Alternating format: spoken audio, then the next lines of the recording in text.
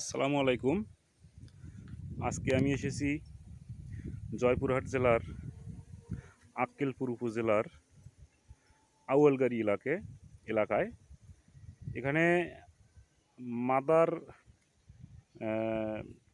গঞ্জের যে ঘাট, হ্যাঁ, সেই ঘাট আপনি দেখতে পাচ্ছেন। পাশেই কিন্তু এই ঘাটটা, এখানে সবাই চেনে, সবাই জানে। তো এই ঘাটের পাশেই কিন্তু এই একটা করলার জমিতে আমি চলে আসছি। তো এটা কিন্তু রাফিড সিড কোম্পানির রাফিড 23 জাতের করলা এখানে লাগিয়েছিল রবিউল ভাই। তো আমি আসলে হতবিম্ব হয়ে গেলাম গাছের পরিস্থিতি দেখে। গাছ দেখেন কতটা শক্তিশালী এবং মোটা তাজা। আর এমন কোনো গাছ নেই যে সেখানে অসংখ্য জালি কিন্তু আমি দেখতে পাচ্ছি উপরে উপরে। আর গাছের কন্ডিশন মাশাআল্লাহ যথেষ্ট ভালো। এবার যে দুর্যোগপূর্ণ আবহাওয়া, তাতে কিন্তু করলার গাছ কিন্তু টিকানোটাই দুধ দেয়, যে এই বর্ষার কারণে, অতিরিক্ত বর্ষা। তারপরেও গাছের যে কন্ডিশন বর্তমানে দেখতে পাচ্ছি, তাতে মাশাআল্লাহ খুব আমি আশ্চর্যই হয়ে গেলাম। দেখেন কত জালি, কত ফুল। আর আমি একটু নিচের দিকে একটু দেখাবো, আপনারা ততক্ষণ ধৈর্য সহকারে ভিডিওটা পুরোপুরি দেখবেন। আর আমি নামটা আবারও বলে দিচ্ছি, এটা রাফিড সিড কোম্পানির রাফিড 23 জাতের করলা। দেখেন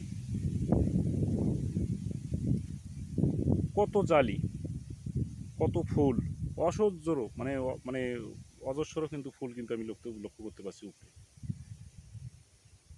আর জমির পরিমাণ অনেকটাই, প্রায় 30% হবে। তো যাই হোক, উনি এই পর্যন্ত একটা হারভেস্ট করেছেন, প্রথম হারভেস্ট। করলার গেট আপ, করলার কোয়ালিটি ওনার কাছে ভালোই মনে হয়েছে। আর পাইকাররাও এটাকে চাহিদা দিয়েছেন। আমি একটু নিচের দিকে যাব। আমি নিচে চলে এসেছি, দেখেন। আর এখানে কিন্তু মালচিং দিয়ে কিন্তু করা হয়েছে। দেখেন করলার গেট আপ যদি দেখেন,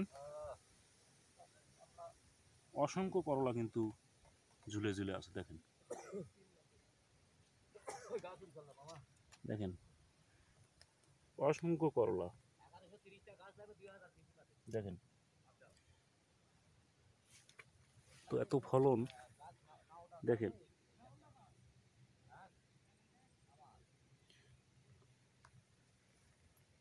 দেখেন অসংখ্য করলা কিন্তু ঝুলে ঝুলে আছে।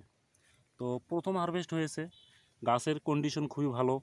আর করলার সাইজ, গেট আপ সবই কিন্তু ভালো, দেখতেই পাচ্ছেন আপনারা।